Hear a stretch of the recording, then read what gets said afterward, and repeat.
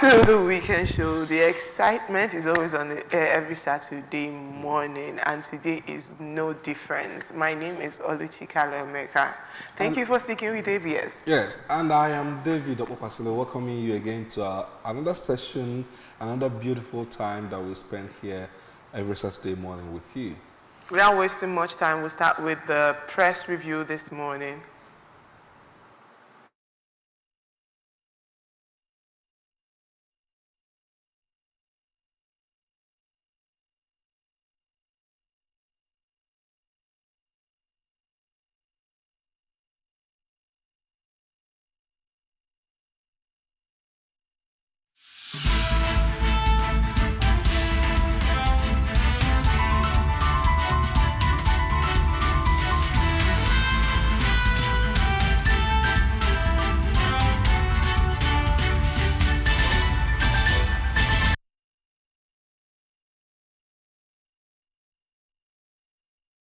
All right, you're welcome again. Let's now give you some of the headlines, some of the stories making the headlines this morning.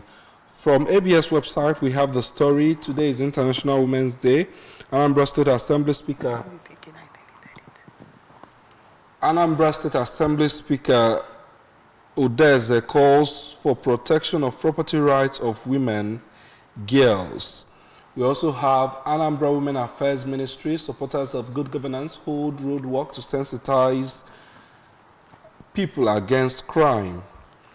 International Women's Day, Anambra PPSSC Chairman Ikedu calls for protection of less privileged persons, less privileged women and girls. We also have Abga National Chairman Ezo Kenwa extols Soludo for impactful policies, infrastructural development. And and finally on ABS website, we have Anambra State Government distributes 350 telemedicine communication gadgets to primary healthcare centers and local government health facilities. Those are the stories from ABS website this morning. We'll move straight to the dailies this morning, and I'll be taking the Saturday Tribune newspaper this morning. On Saturday Tribune newspaper, on top of that page, we have Tinubu governors mourn as Okupe dies at 72.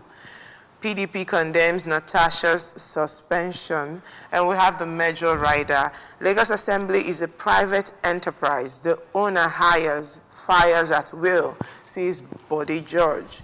4 drug lords bagged 95 years jail term for fit SUVs. 30 million Nigerians face food crisis in June, says report.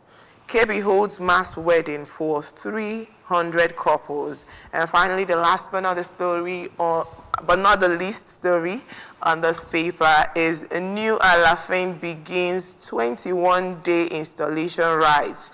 Curfew imposed in Oyo. And that's it from the Tribune newspaper. And from the Tribune, we go to the Weekend Trust, where the big story there is patriotism or competence. Experts analyze Tinubu's economic team.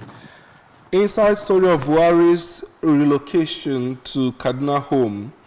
Lakurawa kingpin Maigemu killed in Kebbi.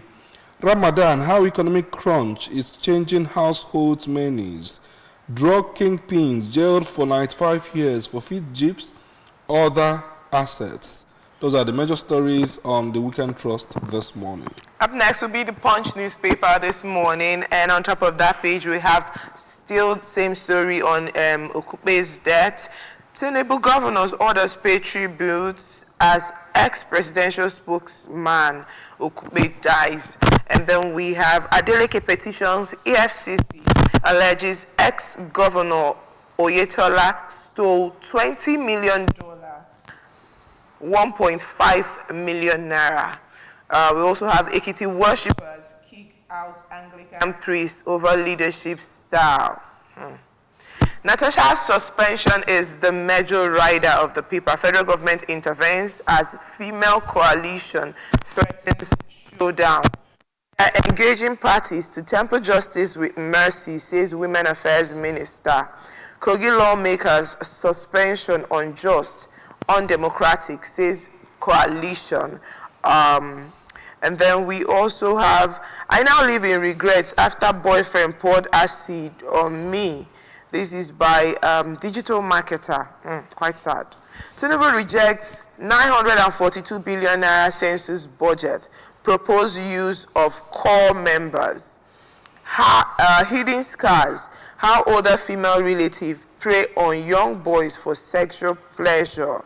And then we have, I don't know, this is from comedian Mr. Macaroni, also content creator. I don't know if it's for comedy or